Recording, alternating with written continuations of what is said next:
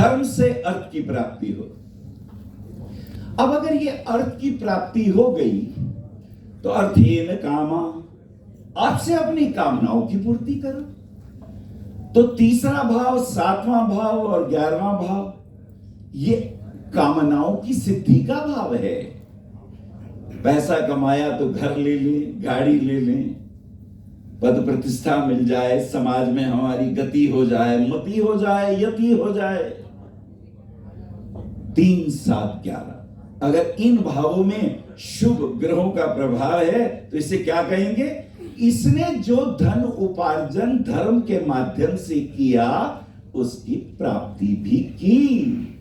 और याद रखिएगा, उत्तरोत्तर जो तीसरा भाव होता है वो बहुत बलवान होता है। जैसे 1, 5, 9 में से 9वां बलवान है, धर्म के क्षेत्र में 9वां भाव बलवान है, त्रिकोण का भाव है।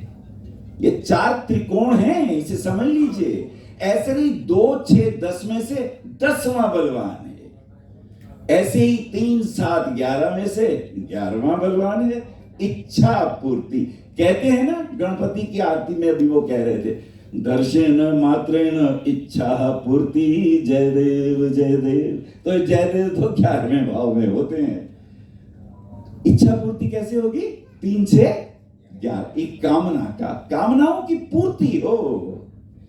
अब देखिए कितना सुसज्जित स्वरूप बन गया। धर्म से अर्थ कमाया, अर्थ से कामनाओं की पूर्ति की। अब जब संसार देख लिया, हमने देखा अपना शरीर सुंदर है, बच्चे अच्छे हो गए, पत्नी धर्मपरायण मिल गई, बच्चे आज्ञाकारी हो गए, घर है, बंधु हैं, मित्र हैं, नौकर चाकर हैं, सब कुछ पा लिया। फिर अब अपने को भी पाओ, खुद को भी तो जानो। मनुष्य योनि प्राप्त की है तुमने 84 लाख योनियों में से। बिना अपने को जाने विदा हो जाओगे क्या संसार से? क्योंकि अभी तक जो तुमने अर्जित किया ये पृथ्वी पे रह जाएगा, मृत्यु सब छीन लेगी। पृथ्वी अपनी प्रॉपर्टी तुमसे ले लेगी, एक चीज तुम्हारे साथ नहीं जाएगी। तो अब तक जो अर्जित किया व्यर्थ हो गया, साथ जाने वाला नहीं है। तो साथ क्या जाता है? अब ये जो अंतिम त्रिकोण है इसे मोक्ष त्रिकोण कहते हैं। मोक्ष का क्या अर्थ है? ऐसा थोड़ी कि कोई स्थान है जिसको ऊपर मोक्ष का बोर्ड लगा हुआ है, ऐसा नहीं है। मोक्ष का मतलब तुम कामनाओं से कब मुक्त हो जाओगे? कामना करने वाला चित्त मन तो भीतर है। अगर ये मन मोक्ष की भी कामना करता है तो ये मोक्ष नहीं है। मोक्ष में मन से मुक्ति, मैं से मुक्ति है। मुझको चाहिए ना, मुझको मैं चाहिए, डिजायर तो ना डिजायर हो ना मैं हूं। अब मैं संतुष्ट हूं, अब मैं परमात्मा का धन्यवाद देता हूं। तो 4, 8, 12 में अगर शुभ ग्रह हो, समझ लीजिए इस व्यक्ति को। और 12वां उत्तरोत्तर ज्यादा श्रेष्ठ है, इसलिए कहते हैं 12वें भाव में गुरु हो, केतु हो, उच्च का ग्रह शुभ कोई भी हो, ये व्यक्ति तो जीवन में आनंद भोगता हुआ इस मृण्मय शरीर में चिन्मय के दर्शन कर लेगा। ये रहस्य की बात है, इसको पुरुषार्थ कहते हैं। मैं सोच के तो आया था बहुत कुछ बोलने के लिए, पर मीता जी के ब्रेक लगे हुए हैं 20 मिनट, तो आधा तो बोल चुका।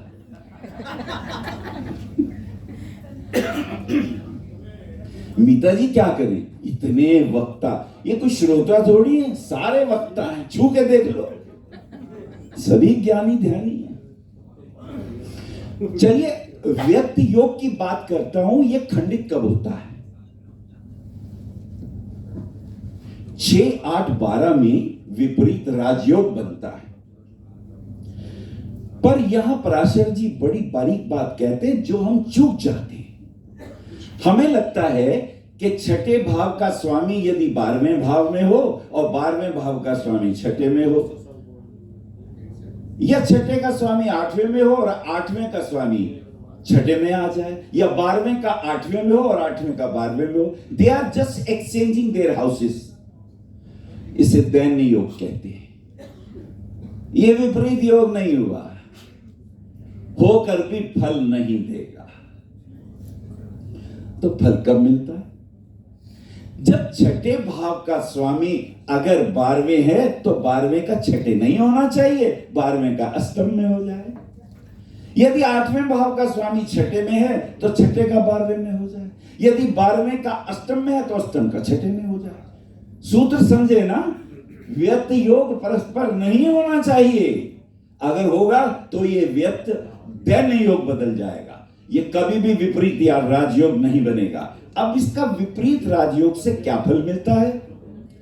छठा भाव होता है दुखों का, ऋण का, कर्जे का, बीमारी का, सब जानते हैं आप। अगर ये विपरीत राजयोग बना तो इन सभी चीजों से मुक्ति यानी निरोगी काया, ऋण नहीं होगा, कर्जे नहीं होंगे, कोर्ट कचहरियों में नहीं भटकना पड़ेगा और आप विजयी होंगे। कैसी भी विपरीत परिस्थितियां आए आप विजयी हो जाएंगे। छठा भाव यह ऐश्वर्य देता है। और छठे भाव के तिथि के देवता कार्तिकेय हैं। षष्ठी तिथि के आचार्य तो कार्तिकेय हैं। यह सेनापति कभी नहीं हारा, छोटा था तब भी अंधकासुर को मार दिया। ये बड़ा बल है छठे भाव का। षष्ठी देवी की पूजा करने से दीर्घायु हो जाती है। षष्ठ भाव पर ही बहुत कुछ है बोलने को। चलिए अष्टम भाव की भी विवेचना कर ले। ये दारिद्र देता है।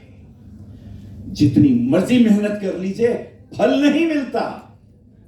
अगर यहां विपरीत राजयोग बना, अष्टम का छठे में हो और छठे का 12वें में हो, व्यक्त योग नहीं होना चाहिए। यानी 8वें का छठे और छठे का 8वें, ऐसा नहीं होना चाहिए।